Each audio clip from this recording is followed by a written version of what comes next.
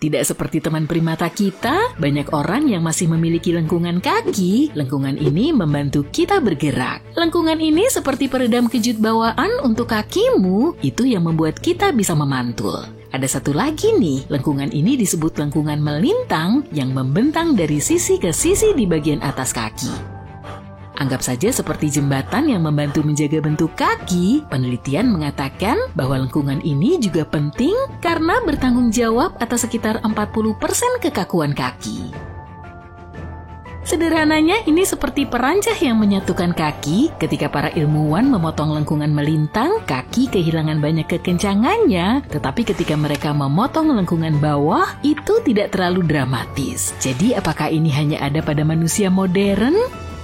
Tidak, lengkungan ini tidak muncul begitu saja kemarin. Lengkungan melintang ini sudah ada sejak 3 juta tahun yang lalu. Sementara itu, lengkungan bawah muncul sekitar 1,8 juta tahun yang lalu.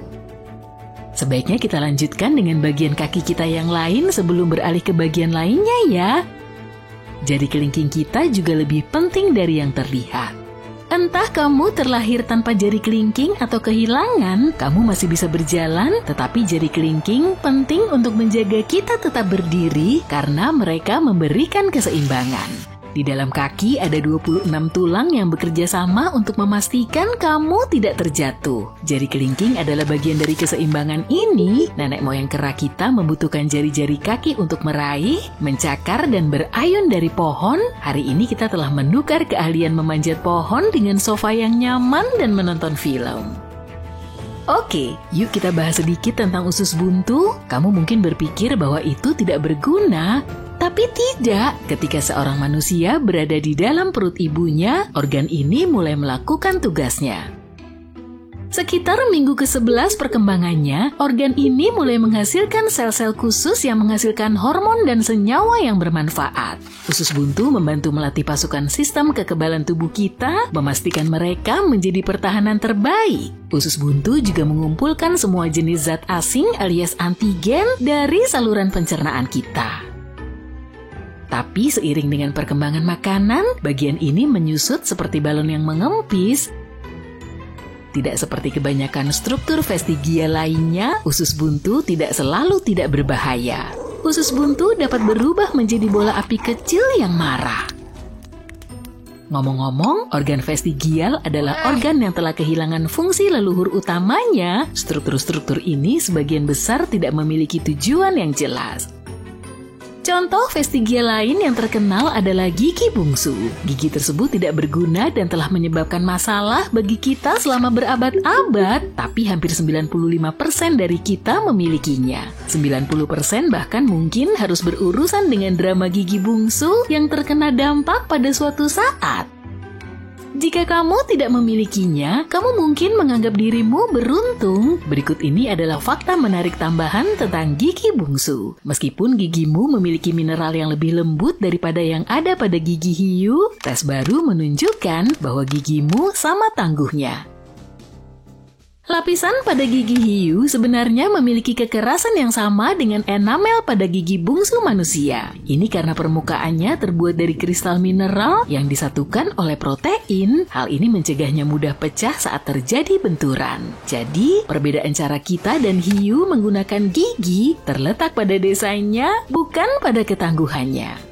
Para antropolog telah meneliti kerangka-kerangka kuno. Mereka berpikir bahwa nenek moyang kita membutuhkan gigi ekstra ini untuk mengunyah makanan yang keras seperti akar-akaran dan daging mentah. Saat itu, gigi ekstra tersebut sangat berguna. Tapi kemudian kita menemukan cara memasak dan tiba-tiba makanan kita menjadi lebih lembut dan rahang kita mengecil. Para ahli genetika memiliki pendapatnya sendiri tentang hal ini. Hal ini melibatkan gen yang disebut MYH16 yang tampaknya berperan dalam ukuran otak dan karakteristik rahang. Namun, peran yang tepat yang dimainkannya dalam kisah evolusi kita masih sedikit misteri. Sekarang hal lain yang tidak berguna adalah kelopak mata. Bukan kelopak mata yang biasa ya. Kamu tahu, benda kecil berwarna merah muda yang bersembunyi di sudut matamu, burung dan beberapa hewan berbulu lainnya menggunakannya untuk menangkis debu dan kotoran yang mencoba mengacaukan mata mereka. Tapi pada kita manusia, hal ini sebagian besar vestigial. Perkenalkan, Palmaris longus, sekitar 85% dari kita masih membawanya kemana-mana. Mungkin kamu juga memilikinya, kamu bisa mengujinya dengan meletakkan tangan pada permukaan yang datar dan membuat kelingking serta ibu jarimu bertemu. Jika kamu melihat pita tendon kecil yang melingkar di tengah pergelangan tangan, maka kamu telah menemukannya. Tendon ini ada di sana untuk mencengkram benda-benda dan berayun-ayun seperti Tarzan. Kita bisa melanjutkan trik menggenggam, bahkan sebelum dilahirkan sekitar 16 minggu setelah kamu berada di dalam perut ibumu, kamu sudah melatih genggaman. Kamu mulai dengan menggenggam tali pusar, ketika kamu akhirnya tiba di dunia, refleks ini membantumu memegang sesuatu. Fakta menarik, monyet kecil bisa bertahan dengan satu tangan untuk waktu yang lama berkat trik yang sama. Tapi kita manusia kehilangan cengkraman super ini saat berusia sekitar 3 bulan. Ketika masih berada di dalam rahim ibu, kamu juga memiliki ekor mini. Namun seiring pertumbuhan, ekor itu menghilang dan tulang belakang kecil itu menjadi tulang ekor. Manusia dan sepupu kera kita tidak memiliki ekor seperti hewan lain. Telinga kita juga memiliki otot vestigial loh. Otot-otot ini membantu hewan mendengar dengan lebih baik dan mengekspresikan perasaan mereka. Tapi pada manusia, otot-otot telinga ini nggak banyak membantu. Kita telah menemukan cara lain untuk mendengarkan dan menunjukkan emosi kita, namun sebagian dari kita masih bisa menggoyangkan telinga kita dengan latihan.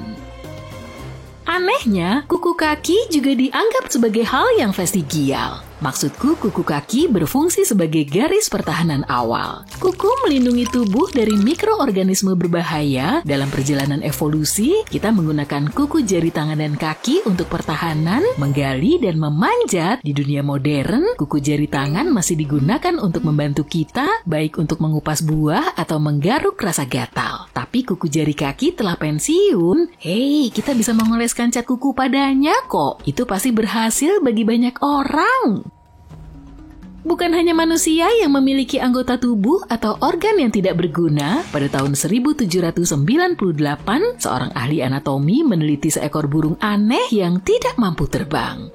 Dia mendokumentasikan pengamatannya, spesies burung ini tidak lain adalah burung unta. Burung unta dan kasuari hanyalah beberapa contoh yang memiliki sayap vestigial. Secara anatomis, ini adalah sayap yang belum sempurna, yang tidak mampu memberikan kemampuan terbang kepada makhluk besar ini. Tapi, sayap ini tidak sepenuhnya tidak memiliki fungsi. Sayap ini berfungsi untuk menjaga keseimbangan selama berlari cepat. Ditambah lagi, sayap ini mempercantik tampilan saat menarik pasangan, membantu burung menarik perhatian calon pasangannya. Sekarang ketika berbicara tentang hewan, banyak dari mereka yang bersinar juga. Sekitar 76% hewan laut termasuk ubur-ubur, cacing, hiu, dan bintang laut dapat berpendar. Mereka memiliki senyawa yang disebut luciferin yang bereaksi dengan oksigen untuk menciptakan cahaya. Bagi mereka, cahaya ini berfungsi untuk memukau predator, menarik mangsa, atau memperingatkan hewan lain akan adanya bahaya. Kita manusia juga bisa bercahaya loh. Sayangnya cahaya ini sangat redup, mata kita tidak bisa melihatnya. Tubuh kita memancarkan cahaya, tapi sekitar 1000 kali lebih redup daripada yang bisa dideteksi oleh mata kita. Para ilmuwan menemukan bahwa cahaya kita berubah sepanjang hari. Cahaya kita paling redup di pagi hari, paling terang di sore hari. Wajah kita lebih bersinar daripada bagian tubuh kita yang lain. Mereka pikir itu karena wajah kita mendapatkan lebih banyak paparan sinar matahari dan memiliki melanin yang memiliki komponen yang dapat meningkatkan produksi cahaya. Beberapa trik tubuh membedakan kita dari hewan-hewan lainnya. Misalnya, tahukah kamu bahwa manusia adalah satu-satunya hewan yang bisa tersipu malu? Sepertinya kita memiliki hak eksklusif atas fenomena pipi merona ini. Ketika kita berada dalam situasi yang memalukan, pembuluh darah kita membesar dan itulah yang membuat pipi kita merona. Rasa malu adalah emosi yang cukup kompleks. Ini semua tentang memahami apa yang orang lain pikirkan tentang kita. Hal ini mungkin terlalu canggih untuk hewan lain. Menariknya, monyet uakari botak juga bisa tersipu malu, tetapi tidak dalam arti yang sama. Bagi mereka, ini adalah tanda bahwa mereka dalam keadaan sehat. Berbicara tentang kesehatan yang baik, kita harus menghormati usus kita nih. Usus termasuk perut, hati, dan banyak lagi sering disebut otak kedua. Otak kedua ini memiliki sistem sarafnya sendiri dan memiliki 100 juta pembawa pesan. Mereka mengirimkan informasi ke seluruh tubuh, bahkan jika koneksi usus otak terputus, otak ini tetap bekerja dan otak ini memastikan sistem pencernaan berfungsi dengan sendirinya.